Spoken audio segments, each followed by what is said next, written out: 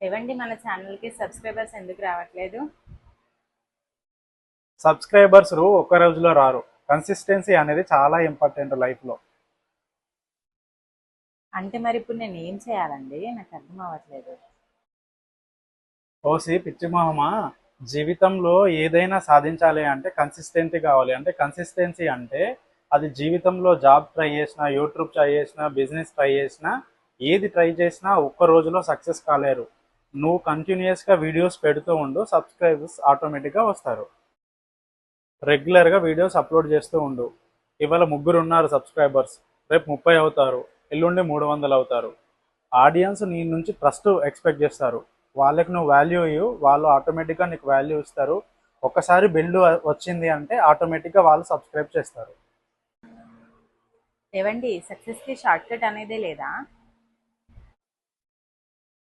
సక్సెస్కి short cut ఉండదు. Consistency, పేషెన్సీ, hard work మాత్రమే సక్సెస్ యొక్క సీక్రెట్. ఇది నా ఒపీనియన్. మీ ఒపీనియన్ ఏంటో కామెంట్లో చెప్పండి. Thank you.